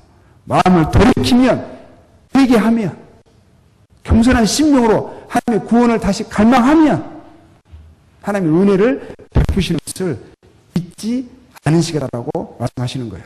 네, 쫓겨간 자들이 하늘가에 있을지라도 하늘가에 있을지라도 네 하나님 여호와께서 거기서 너를 모으실 것이며 거기서부터 너를 이끌 것이라. 네 하나님 여호와께서 너를 네 열조가 얻은 땅으로 돌아오게 하사 가나안 땅으로 그 땅으로 돌아오게 하사 너로 다시 그것을 얻게 하실 것이며 다시 얻게 하신대요. 어디 있든지 간에 모든 사람들은 불가능하다고 말할지라도 1000년이 흘렀건 2000년이 흘렀건 너희들이 겸손한 심령으로 하나님을 구한다면 너희 조상의 하나님께서 너희들이 1000년 전에 쫓겨난 그 나라로 2000년 전에 쫓겨난 그 나라로 다시 돌아오게 하시겠다는 거예요. 여호와께서 또 네게 선행하사 너로 네 열조보다 더 번성케 하실 것이며 하나님 이스라엘을 결코 잊어버리지 않으시고 징계하시되 안지 없을 정도로 하시지 않겠다고 하시는 거예요. 우리가 그 역사를 우리는 보고 있잖아요. 2000년 동안 나라에 있는 그 민족이요. 전 세계 곳곳에 흩어졌던 그 민족이 불과 몇 년 전에 600만 명이요. 가장 처참한 방식으로 죽었어요. 인간 취급을 못 받았어요. 최악의 인간이 저지를 수 있는 최악의 악함을 그들은 경험을 했어요. 근데 불과 몇 년 만에요. 2000년 전에 빼앗긴 그 땅으로 돌아갔다니까요. 우리 그거 보잖아요. 하나님의 약속의 성취를 우리는 보고 있잖아요. 그들의 그 히틀러의 그런 인간 취급, 짐승도 그렇게 취급하지 않았어요. 우리가 파리를 죽여도 600만 마리의 파리를 한 번은 죽이지 않거든요. 근데 이스라엘 사람들을요, 그렇게 취급했어요. 그 마음에 낮아져서 그 구석진 곳에서 하나님의 은혜를 간구하면서 그것이 부르짖음과 호소로 하나님 호소됐을 때 2000년 전에 잃어버린 그 땅으로 이미 모든 민족이요 그 땅을 차지하고 있어요. 아니 100년만 지나도요 다른 민족이 살고 있으면 그 땅을 우리 땅이라고 주장할 수 없어요. 2000년이라니까 2000년. 하나님의 약속하신 이스라엘 민족을 이스라엘의 죄로 인해 그들을 심판하되 하나님 그 민족이 없어지기까지 하나님이 이스라엘을 잊어버리지 않으신다 하셨어요. 그 약속의 성취가 우리는 이루어진 세대에 살고 있습니다. 이것이요, 이번에만 일어난 게 아니에요. 이스라엘 전 역사가 그래요. 전 역사. 쫓겨나고 포로로 끌려가고 다시 회복되고 다시 포로로 끌려가고 이스라엘 전 역사가 이래요. 내가 나의 종 야곱 나의 택한 이스라엘 해 뜨는 곳에서든지 지는 곳에서든지 나밖에 다른 이가 없는 줄을 무리로 알게 하리라. 나는 여호와라 다른 이가 없느니라. 이스라엘을 증인으로 선택하시는 하나님, 이스라엘을 통해서 이스라엘의 하나님이 그들에게 복과 저주를 내리시는, 그들을 통해서 이스라엘의 하나님이 누구신지 천하 만민에게 알게 하시겠다. 그들을 이스라엘을 증인으로 삼으셨어요. 그 이스라엘의 하나님만 참 하나님이심을 이스라엘을 통해서 전 세계의 모든 민족에게 알리시기를 원하신 게 하나님의 계획이었고 뜻이셨죠. 이스라엘은 여호와께 구원을 입어 영원한 구원을 얻으리니 영세의 부끄러움을 당하거나 욕을 받지 아니하리라. 근데 그들 죄로 인하여 형벌을 받고요, 또 쫓겨나고요, 다시 회복되고, 이게 구원받는 이 구원이요, 단순히 이 모든 것이요, 결국 하나님께서 그걸 통해서 말씀을 주축하시는 것은요, 영원한 구원을 이야기하는 거예요. 이것을 하나님께서 인생에 알려주시는 것은 단순히 이스라엘을 어려움 가운데 건지시는 이 구원을 말씀하시는 게 아니라 이것을 통해서요, 영원한 구원을 이야기하고 싶으신 거예요. 인생이요, 죄로 인해요, 하나님으로부터 분리됐습니다. 하나님 분리된 죄화된 상태로 죽으면은요, 한 번 죽는 것은 사람에게 정해진 것이고요, 그 후에 심판이 있다고 하나님 분명히 말씀하셨어요. 죽으면 하나님으로부터 완전히 최종적으로 분리돼요. 어떻게 됩니까? 지옥 간다고요. 하나님으로부터, 지옥은요, 하나님으로부터 완전한 최종적인 분리예요. 더 이상 기회가 없는 거예요. 거기서 구원받는 구원을 이 모든 것을 통해서요, 암시하는, 말씀하시는 거예요. 하나님이 인생에 주시고자 하시는 구원은 잠시 이 땅에 살면서 잠시 어려움으로부터 잠시 건져지는 잠깐의 구원을 말씀하시는 것이 아니라 이 영원한 형벌로부터 구원받는 영원한 구원을 하나님께서 그 은혜를, 그 구원을 베풀기를 원하시는 거예요. 이 구원이죠. 땅끝 모든 백성은 이스라엘 통해서, 이스라엘뿐만이 아니라 하나님 이 모든 하나님의 역사를 통해서 하나님의 뜻을 알기를 원하시는 거예요. 하나님 땅끝의 모든 백성이 하나님이 누구인가를 이스라엘을 통해서 알고 그들을 통해서 기록하게 하신 성경을 통해서요, 참된 하나님을 알게 하셨고요. 그래서 하나님을 악망하게 하신다. 하나님을 하나님으로 인정하게 하시는 거예요.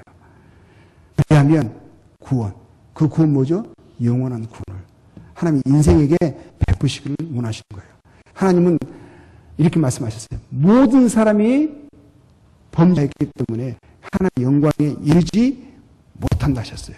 하나님 인생을 창조하신 자신의 형상대로 지으신 그 원래의 목적은 하나님의 그 영광에 특명하는 영원한 존재, 복된 존재로 인생을 계획하시고 지으신 거예요. 하나님으로부터 분리되어서 죄악된 영적인 존재들이 지옥 형벌에서 세세토록 고통받는 것을 하나님은 결코 원하지 않으세요. 그런데 하나님은 그 일을 하셔야만 되는 거예요. 하나님은 거룩하신 심판주이시니까요. 하나님 거기서부터 인생들이 그렇게 죄행하여 그렇게 죽기를 원치 않으시는 거예요. 영원한 구원을 씌운 자, 영원한 구원을 베풀기를 원하시는 거예요. 그래서 하나님께서 계속 끊임없이 말씀하시는 거예요. 구원자에 관련된 이제 구약의 역사를 간략하게 봤습니다. 저희도 신명기까지 봤고요. 근데 계속 나와요.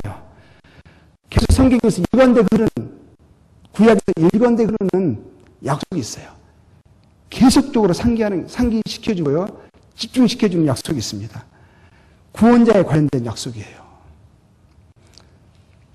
거기서요, 구원자의 몸에 일어날, 신체에 일어날 것만 몇 가지만 모았어요. 자, 구원자가요, 하나님께서 구원자를 보내신다고 약속하셨거든요. 제일 먼저는 창세기 3장 15절에서요. 아직 아담과 하와가 에덴 동산에 있을 때 그때 구원자를 보내시겠다고 약속하셨어요. 그때는 여자의 후손을 보내신다고 하셨죠. 그리고 잠시 후에는 아브라함에게는 아브라함 후손 가운데서 이삭의 후손 가운데서 야곱의 후손 가운데서 구원자가 오신다라고 약속하셨어요. 예언하셨죠. 이사야서 9장 7절에는요. 그 더 구체적이 됐습니다. 그렇죠? 다윗의 후손 가운데서 이스라엘의 12지파에 있었어요. 12지파 중에서 네 번째 지파 유다 지파에서 또 유다에도 많은 지파들 있잖아요. 계보가 있어요. 그 중에서 다윗의 계보를 통해서 구원자가 오실 거라고 약속하셨어요. 예언하셨어요. 그리고 또 이사야서 10장 14절 말씀에는 창세기 3장 15절에는 여자의 후손이라고 하셨거든요. 근데 그게 좀 더 구체적이어서 여자의 후손이라는 그 말이 동정녀구나. 그 남자와 상관없이 남자의 관계 속에서 임신하는 것이 아니라 잉태되는 것이 아니라 남자와 상관없이 처녀에게서 구원자가 잉태돼서 사람으로 오실 것을 말씀하셨어요. 또 미가의 말씀 보면은 그 구원자가 오실 이스라엘 가운데서 오신다고 하셨어요. 이스라엘이 사는 약속의 땅, 그 가나안 땅에 그 곳 중에서도 특별한 도시를 이야기하셨어요. 지금도 그 도시 그 이름으로 불려지고 있습니다. 구원자가 이스라엘의 베들레헴이라는 도시에서 온다라고 태어나신다고 되어 있어요. 예언되어 있습니다. 그리고 어떤 일인지 모르겠지만 이 구원자가 어렸을 때요. 잠시 이집트로 피신을 하게 돼요. 애굽으로 피신해서 그리고 나중에 애굽에서 다시 이스라엘로 부르심을 받습니다. 그런 일이 구원자에게 어렸을 때 일어나는 거예요. 그 일이 일어날 것에 대해서 예언이 되어 있습니다. 호세아서예요. 그 말라기에서는 구원자가 드디어 하나님의 때에 오십니다. 오셔가지고 오시기 바로 전에요. 하나님께서 구원자가 오시기 바로 전에 하나님의 마지막 선지자를 보내시는 거예요. 선지자들을 보내셔가지고 그 선지자를 통해 사람들에게 그러는 거예요. 이제 하나님께서 그 약속하신 보내신다고 약속하신 구원자가 이제 오신다 하면서 사람들의 마음을 준비시키는 최종적인 선지자가 나타나서 사람들을 준비시키는 그 일을 할 것이 예언되어 있습니다. 말라기에서는요. 그런데 이사야서 이런 말씀이 나와 있어요. 그런데 계속 구원자가 오신다고 약속하셨잖아요. 그렇죠? 하셨는데 막상 이사야서는 또 완전히 구체적으로 나오는 거예요. 구원자가 누구신지. 하나님께서요. 사람으로 구원자가 오신다고 하셨거든요. 사람으로 태어나는 거예요. 그렇죠? 사람으로 태어나는데 막상 그분이 누구시냐? 이사야서 보니까요. 하나님이 사람의 몸으로 오신다는 거예요. 자, 이사야서 9장 6절에 이런 말씀이 있습니다. 이는 한 아기가 우리에게 낳고 한 아기가 우리에게 낳고 사람으로 오시는 거예요. 아기로 태어나시는 거예요. 한 아들을 우리에게 주신 바 되었는데 이사야는 지금부터 한 2700년 전에 살았던 인물이에요. 근데 그분이 이야기하는 거예요. 그 어깨에는 정사를 메었고 그 이름은 기여자라 모사라 전능하신 하나님이라. 전능하신 하나님이요. 아기로 오신다는 거예요. 인간의 아기처럼요. 유력한 존재가 없어요. 그렇죠? 아무것도 할 수 없어요. 근데 하나님이요. 우주 만물을 말씀으로 창조하신 그 하나님께서요. 불가능이 없으신 그 하나님께서요. 생명 중에 가장 유약한 생명으로 인간의 아기로 오신다는 거예요. 누가 이것을 상상이나 했겠어요? 이 말씀을 듣고도요. 이 말씀을 액면 그대로 받아들이지 못했어요. 대부분. 용존하신 아버지라 평강의 왕이라. 근데 이 말씀은 하나님이 사람의 몸을 입고 사람의 아들로 인자로 오시겠다는 예언이 아주 오래전에 기록되어 있었다는 것이에요. 또 이사야서에 그분이 세상 사람들 위해서 고난받는 것이 기록이 되어 있습니다. 예언되어 있습니다. 그런데 그분이요 가장 친한 친구 중에 한 명에게요 배반당하시는 것이요 예언되어 있어요. 이사야 시편의 예언이 300년 차이가 나요. 친구에게 배반당하신다는 이 시편 예언은요 이사야보다 300~400년이 먼저 예언되었습니다. 스가랴에서는요 또 이건 한참 뒤거든요.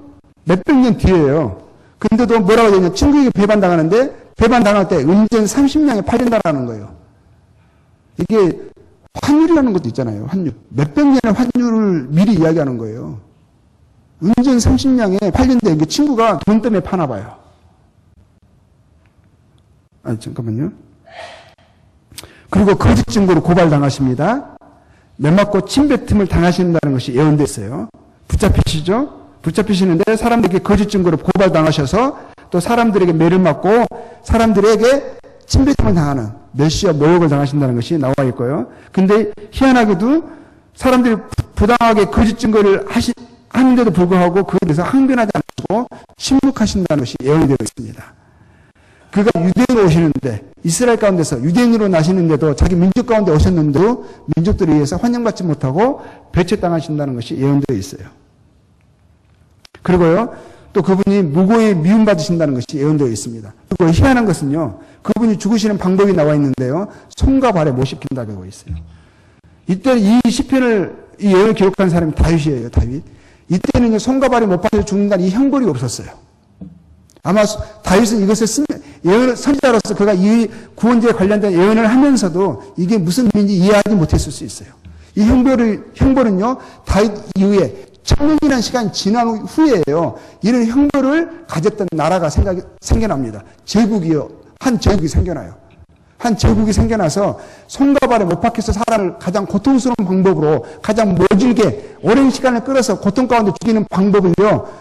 그 천년 후에 나타날 그 제국의 한 나라가 이 형벌을 개발하고 형벌로 사람을 죽였어요. 근데 다윗은요, 이후로 천년 전에 예언을 한 거예요. 그리고 그분이 강도들과 함께 그 죄인 취급받으셔서 함께 죽는다는 것이 예언되어 있고요. 또 그분이 조롱과 모욕을 당하신다는 것이 예언되어 있습니다. 죽으신 후에도 예언되어 있어요. 부자의 무덤에 장사된다는 예언이 있습니다. 그분은 가난하신 분이신데 보면 그래요. 근데도 장사되실 때는 무덤에 묻히시는데 부자의 무덤에 묻히시는 거예요. 그리고 무덤에서 부활하시는 것이 예언되어 있고요. 심지어는 부활하셔가지고 하늘로 올라가시는 승천이 예언되어 있어요. 이 구원자의 몸에 신체에 일어날 일만 모아놓은 거예요. 이 외에도 구원자에 관련된 예언은 숱하게 많습니다. 이것이 모두가 다 어떤 한 분에게 성취가 되어지는 것을 본다면 모든 사람이 그것을 통해서 알라 하시는 증거를 주신 거죠. 어떤 사람이 갑자기 자기는 구원자라고 합니다. 메시아라고 해요. 근데 그러면 우리는 그 사람이 정말 구원자가 맞는지 확인해야 되잖아요. 그러면 어디서 태어났냐고 물어봐야 되겠죠. 이스라엘 아브라함의 후손 물어봐야 되잖아요. 근데 한국에서 태어났대. 우리는 그 말을 듣는 순간 뭘 알 수가 있죠? 그냥 뒤통수를 한번 치고 싶어요. 말도 안 되는 거죠. 베들레헴이 아니라 한반도 어디에서 태어났어요? 한반도에 베들레헴이라는 것이 있나요? 죽을 때는 손과 발에 못이 박혀 죽는 게 아니라 아주 오래 사셔가지고 몸은 비대해 줘서 죽으시더라고요. 그럼 아닌 거죠. 이게 알 수 있는 거예요. 누가 참된 하나님께서 약속하신 구원자신 줄을 확인하는 방법은 숱하게 많습니다. 이것이 모두 다 성취되어져야 하는 거예요.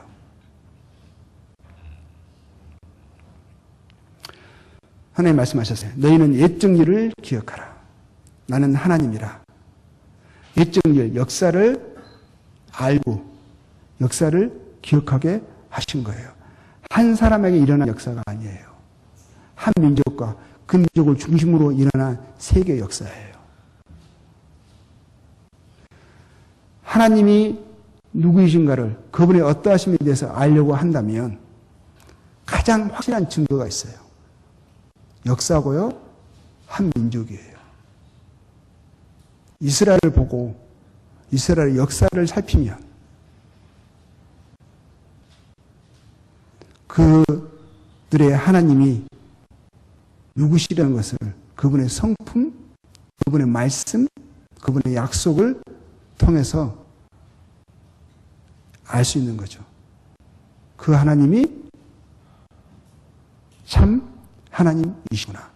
이분 외에는 참 하나님이 없고 다른 신들이라 일컬어지는 모든 다른 신들은 인간의 머리로, 인간의 손으로 그냥 고안한 참신과 비교한다면 거짓된 날조된 신이구나 라는 것을 알 수가 있는 거죠.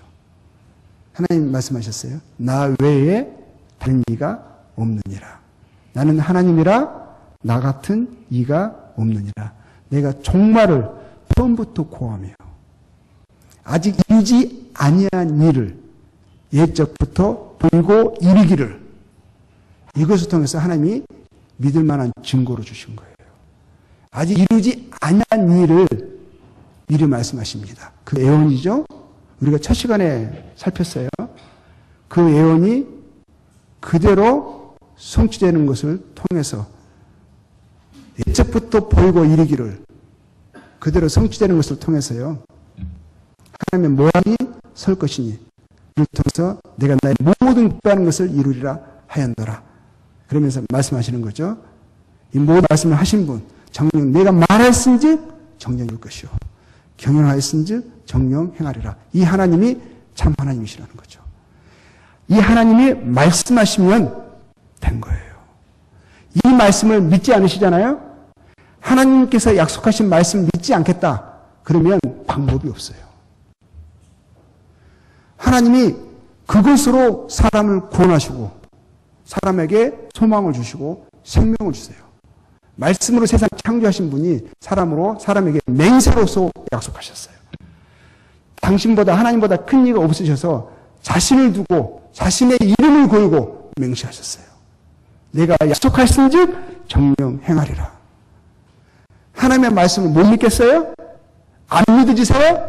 그러면은요, 죄송합니다만 방법이 없어요. 다른 기적을 보고 믿으시겠다고요? 죽은 자가 다 살아난 것을 통해서 다른 어떤 기적을 통해 믿으시겠다고요? 그러고 나서 믿으신다고요? 믿으신다고요? 그거 거짓된 믿음이에요. 하나님의 말씀을 믿지 않는다. 다른 것을 믿어요? 그게 제대로 된 믿음이겠어요?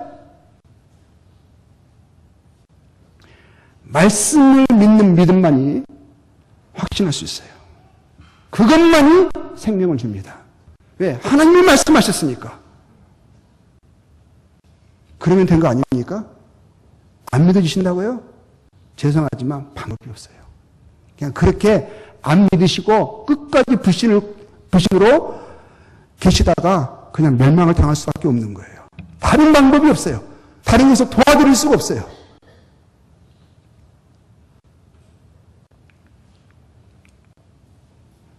이스라엘 민족이요, 가나안 땅에 들어간 후에 한 약 1500년이 지났어요. 오늘 상당한 많이 시간이 흘렀습니다. 1500년이 지난 후에 이스라엘 땅 가나안에 어떤 일이 일어났는지를 또 보게 됩니다. 1500년이 지난 후에 그때는 노마족이요, 이 이스라엘 가나안 땅을요, 그 지역을 다 지배하고 있었어요. BC 67년, 이게 서기 전이죠. 지금으로부터 한 2000년이 훨씬 넘은 BC 67년에 노마족은 폼페이가 예루살렘을 함락을 했어요. 그 지역을 지배하고 있었습니다. 강대한 그때 로마 제국이 형성이 됐죠. 그래서 이 로마 제국은요, 자기들이 점령한 점령국들에게 무거운 세금을 징수했어요. 그리고요, 근데 또 이들은요, 점령국도요, 자기들의 종교를 허용을 했습니다. 그 전에 로마 제국 전에는 헬라 제국이었거든요. 헬라 제국이 이제 그 지역을 다 지배하고 있었어요. 강대한 제국이었죠. 그들은 종교 자유를 허용하지 않았어요. 자기들의 종교를 강요했어요. 근데 로마 제국은요, 그렇게 하지 않았어요. 믿고 싶은 대로 자기 종교의 자유를 허용해주면서요, 허락을 했어요. 근데 로마 제국에 어떤 형벌이 있었냐면요, 십자가 형벌이 있었어요. 십자가 나무 틀이 있어요. 거기에 이 사람은 그냥 시범적으로 그냥 죽이고 싶은 거예요.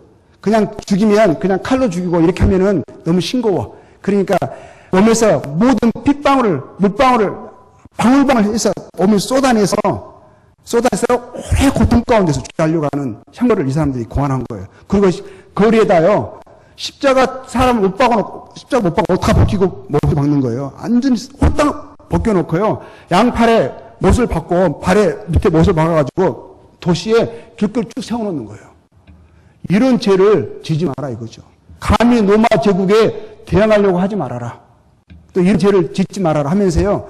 아주 그 사람들 고통 가운데 죽어가는 거예요. 막 새들이 와서 눈을 쫓고요. 나중에는 죽으면 새 밥이 되는 거죠.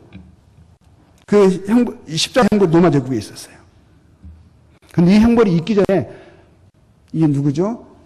다윗은 1000년 전에 이 손과 발에 못 박히는 형벌을 이야기하고 있었어요. 근데 1000년 후에 로마 제국에서 이런 형벌이 있었습니다. 그리고 BC 31년에 아구스토, 우리나라 말에 성경에는 아구스토라 되어 있어요. 근데 이 로마족의 초대 황제, 시저죠. 성경에서는 가이사라고 이제 되어 있는데, 이 아구스토가 로마의 초대 황제로 이제 추대가 됩니다. 이게 이제 로마 제국이 지배하는 나라에서 무거운 세금을 징수한다고 했잖아요. 근데 세금을 징수할 때 누구를 통해서 징수하냐면 같은 민족 사람들을 통해서 징수하게 하는 거예요. 이 사람들은 이제 세리라고 해요. 세금 받는 사람들을. 근데 이 사람들은 월급이 없었어요. 그래서 그 사람에게 징수할 세금보다, 요구된 세금보다 더 많은 것을 받으면 그것은 자기 몫이 되는 거예요. 그러니까 이 사람들은 동족의 피를 빨아먹는 악랄한, 그냥 옛날로 우리 하면 친일파의 그 악질 순사 같은 그런 사람들이 있잖아요. 그런 사람도 여김을 받았죠. 그러니까 유대인들에 있어서는요, 여기 지금 유대인도 로마 제국에 지금 식민지로 지금 점령당해서 살고 있어요. 죄인들을 하면 제일 먼저 떠오르는 것이 남자에게는 세리고 여자에게는 창녀였었어요. 창녀. 그러니까 세리하면 이게 죄인들이죠. 이 사람들은 이제 동족의 피를 빨아서 자기 부과된 세금보다 더 많은 세금을 걷어서 자기의 그 모든 그 남은 이익을 취하면서 부를 축적하고 있었어요. 이제 구원자에 관한 예언 중에서 이제 말라기는 마지막 선지자예요. 구약의 마지막 선지자인데요. 지금으로부터 한 2400년 전에 이제 있던 선지자예요. 이 말라기라는 선지자에 뭐가 나오냐면 하나님께서 구원자가 오시기 바로 전에 마지막 선지자가 나타나서 사람들의 마음을 준비시키는, 곧 이제 하나님께서 보내신다고 약속하신 그 구원자가 드디어 오신다 라고 하면서 마지막 사람들의 마음을 준비시키는 최종적인 작업을 하는 선지자가 오실 것에 대한 예언이 되어 있었어요. 말라기 3장 1절에 보니까 만군의 여호와가 이르노라 보라 내가 내 사자를 보내리니, 이 사자는 이제 그 선지자를 이야기하는 거예요. 메신저를 이야기하는 거죠. 그가 내 앞에서 길을 준비할 것이요. 내 앞에서는 하나님께서 보내신다고 약속하신 그 구원자 앞에서. 이 말씀 속에, 말라기 이 말씀 속에 내 앞에서라는 말씀이 하나님이 사람으로 오시는 것이 나타나는 거예요. 그렇죠? 이사야서 40장에 보면은 외치는 자의 그 선지자, 그 메신저를 이렇게 말씀하고 있어요. 외치는 자의 소리여 이르되 너희는 광야에서 여호와의 길을 예비하라. 여호와의 길이라고 하죠. 구원자의 오심을, 하나님이 보내신다고 약속하신 그 구원자 오심을 준비하게 하는 거예요. 사람들로 하여금 이제 인식하게 하고 드디어 하나님께서 말씀하신 그때가 드디어 도달하였다. 기다려라 하면서요, 사람들의 마음을 준비하는 일을 하는 거죠. 사막에서 우리 하나님의 대를 평탄케 하라 하면서 이 선지자가 이제 구원자 바로 앞에 오실 것에 대한 예언이 이렇게 기록되어 있었습니다. 드디어 신약으로 넘어갔어요. 신약. 지금으로부터 2019년 전이죠. 지금 2019년이잖아요. 그 원년, 바로 그 시점인 거예요.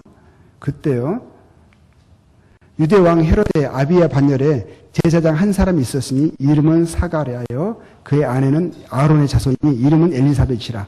엘리사벳이 잉태를 못함으로 그들에게 자식이 없고 두 사람의 나이가 많더라. 나이가 많았는데도 자식이 없었어요. 마침 사가랴가 그 반열의 차례대로 주의 성전에 들어가는 제사장의 이제 반열이었었어요. 그리고 때가 돼서 주의 성전에 들어가 분향하고 모든 백성은 그 분향하는 시간에 밖에서 기도하더니 주의 사자는 천사를 말씀하고 있어요. 그에게 나타나 향단 우편의 선지라. 사가랴가 보고 놀라며 무서워하니 천사가 그에게 이르되 사가랴여 무서워하지 말라. 너의 간구함이 들린지라. 네 아내 엘리사벳이 네게 아들을 낳아주리니 그 이름을 요한이라 하라. 너도 기뻐하고 즐거워할 것이요 많은 사람도 그의 태어남을 기뻐하리니 이는 그가 주 앞에 큰 자가 되며 포도주나 독한 술을 마시지 아니하며 모태부터 성령의 충만함을 받아 이스라엘 자손을 곧 그들의 하나님께로 많이 돌아오게 하겠습니다. 이후에 그의 아내 엘리사벳이 잉태하고 5달 동안 숨어 있으며 이르되 주께서 나를 돌보시는 날에 사람들 앞에서 내 부끄러움을 없게 하시려고 이렇게 행하심이라 하더라. 이 요한은 그 구원자가 아니에요. 구원자 바로 전에 선지자, 주의 길을 예비하는 외치는 자의 소리로서 오시는 그 선지자에 대한 애호의 성취로 요한이 태어나는 것이 그 시점인 거예요.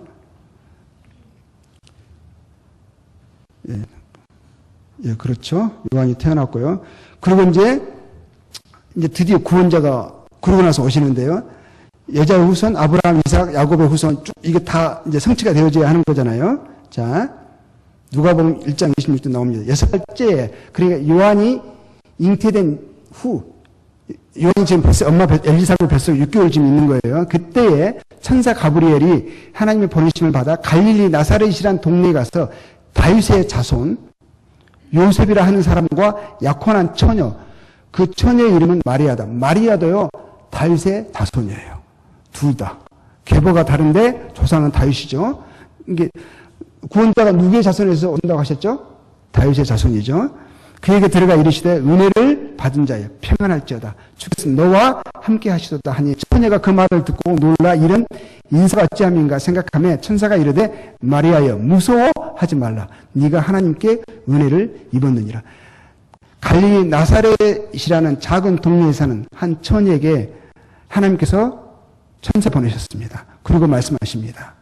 하나님께서 그 오랜 기간에 수많은 선지자를 통해서 거듭거듭 약속하신, 바로 보내시겠다고 약속하신 그 구원자가 바로 네 태 속에 잉태될 것을 말씀하시고, 네가 어머니로 네가 하나님 위해서 선택되었음을 알려주시는 거예요. 보라, 네가 잉태의 아들을 낳으리니 그 이름을 예수라 하라. 그가 큰 자가 되고 지극히 높으신 이의 아들이라. 지극히 높으신 이가 누구죠? 하나님의 아들이라 일컬어질 것이요. 또 하나님께서 그 조상 다윗의 왕위를 그에게 주시리니 영원히 야곱의 집을 왕으로 다스릴 것이며 그 나라가 무궁하라. 마리아가 천사에게 말하되 나는 남자를 알지 못하니 어찌 이 일이 있으리까. 요셉은 야곱과 정혼한 자예요. 그렇지만 이스라엘의 풍습대로 특히 하나님을 경외하는 이스라엘 사람들은 결혼하기 전까지는 관계를 하지 않습니다. 그래서 마리아는 여전히 처인 거예요. 그래서 남자를 알지 못한다는 의미가 그 의미인 겁니다. 이게 동정녀죠. 천사가 대답하여 이르되 성령이 네게 임하시고 지극히 높으신 이의 능력이 너를 덮으시니 이러므로 나실 바 네 태 속에 잉태되실 그분 나실 바 거룩한 이는 하나님의 아들이라 일컬어지라. 하나님의 아들, 하나님은 삼위일체의 하나님이시죠. 아버지 하나님, 아들 하나님, 성령 하나님이시죠. 하나님께서 함께 세상을 창조하셨고 하나님께서 인생을 창조하실 때 우리의 모양대로 하실 때 그 우리 속에 계셨던 아들 하나님, 아들 하나님이 사람의 뱃속에 아기로 잉태될 것을 말씀하시는 거예요. 마리아의 태 속에 잉태되실 바로 그분이 하나님의 아들이신데 하나님이 인생으로 오신다는 거죠. 창조주 하나님께서요, 시부터 오시는 거예요. 시부터. 아들이라 일컬어지리라. 대저 하나님의 모든 말씀은 능하지 못하심이 없느니라. 하나님께서 말씀으로 세상을 창조하셨어요. 말씀하신 그대로 되어졌어요. 하나님께서 그 말씀 되신 하나님께서요, 인간의 씨로, 인간의 태 속의 아기로 사람들의 구원자가 되시기 위해서 사람으로 오시는 거예요. 예언된 대로 성취되는 것을 보게 됩니다. 마리아가 이르되 주의 여종이 오니 말씀대로 내게 이루어지이다 하매 천사가 떠나가니라.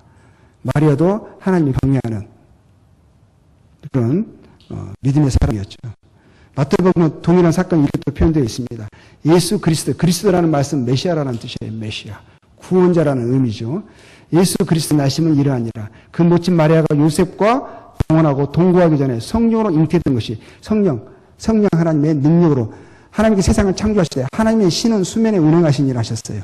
하나님께서 그 성령께서 성령의 능력과 역사하심으로 그 마리아의 태에 하나님의 아들이신 사람의 인자로 오신 그분이 잉태되신 거예요. 그 남편 요셉은 의로운 사람이라 저를 드러내지 아니하고 가만히 끊고자 하여 이 일을 생각할 때에 주의 사자가 현몽하에 가로되 제 자손 요셉아 네 안에 마리아 데려오기를 무서워하지 말라. 저에게 잉태된 자는 성령으로 된 것이라.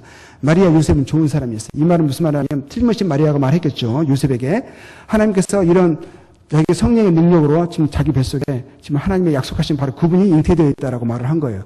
근데 그 말을 요셉은 그 말을 듣고요. 그 말을 그대로 믿지 않았던 것 같아요. 있을 수 없는 일이라고 생각한 거죠.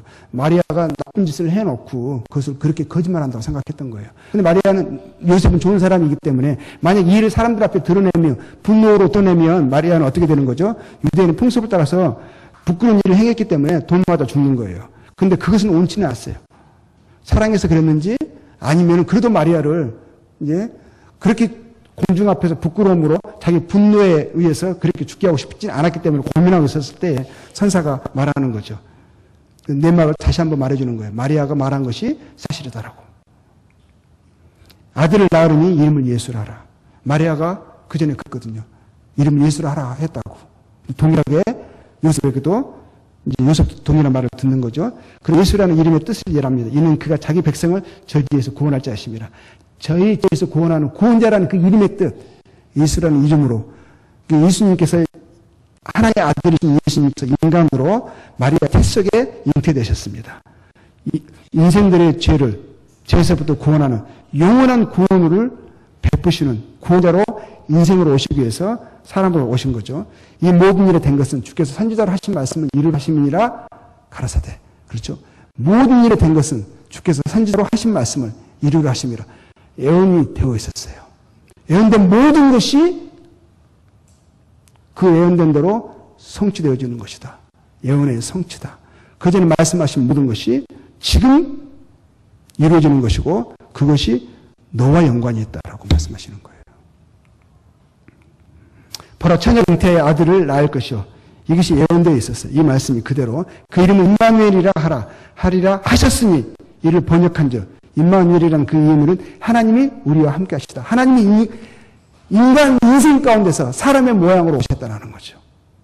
요셉이 잠을 깨어 일어나서 주 사자의 분부대로 행하여 그 아들을 데렸으나 아들을 낳게 하되 동침치 아니하더니 다음에 이름을 예수라 하니라. 그래서 예수님이 이렇게 세상에 태어나신 거예요.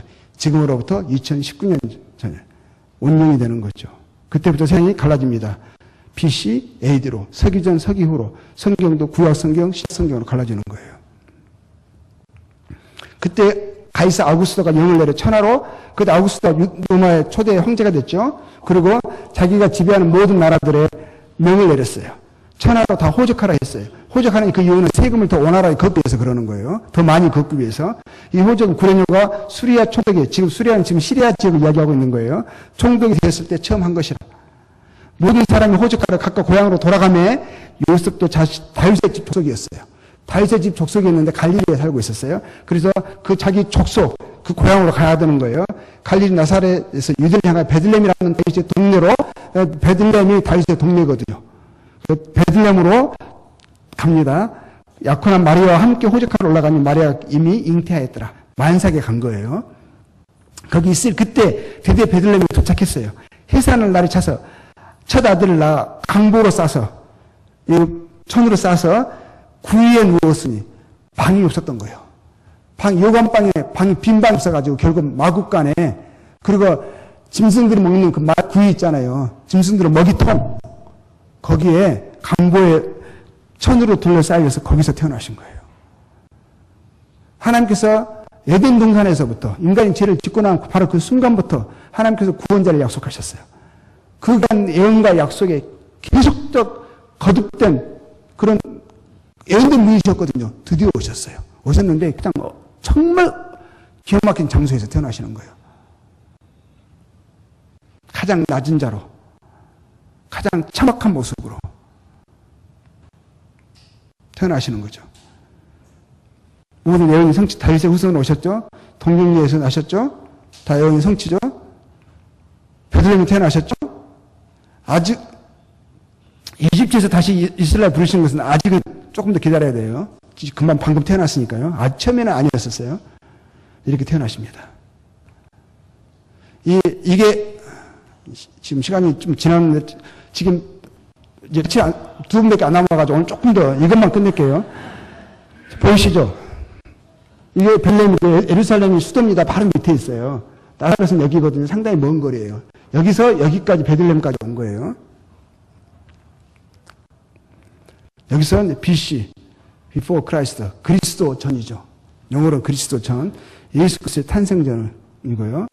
그리고 AD 아노 도미니 인더 이어로 아울러 주님의 해, 우리 주님이 다스리신다. 이러면서 예수 그리스도 이후로 서기전과 서기 나라가 갈라집니다. 세계가 갈라지는 거예요. 그리고 성경도 구약성경, 신약성경이 갈라집니다. 이렇게 해서 우리가 신약성경에 들어왔고요. 그리고 오늘 수업은 여기서 끝내겠습니다. 다음 주에 예수님이 이제 이 땅에 인간의 몸으로 오신 거예요. 그리고 이제 지금 딱 2번 남았어요. 엄청난 양의 수업을 12시간으로 줄이려고 하니까 이게 좀 무리도 있긴 하지만 그래도 다른 것보다 그냥 짧게 그냥 훑는 것보다 훨씬 더 그래도 도움이 되실 거예요. 마지막 이 2시간이 아주 중요합니다. 그래서 물론 대부분 복음을 잘 아시는 분들이에요. 근데 중간에 이제 모르시는 분도 간혹 계시지만 지금까지 들었던 것이 마지막 최종적인 2시간에 있는 거거든요. 그래서 집약해서 이렇게 마지막까지 잘 경청하시면 많은 도움이 될 것이라고 얘기해 줍니다. 예, 감사합니다. 예, 수고하셨습니다.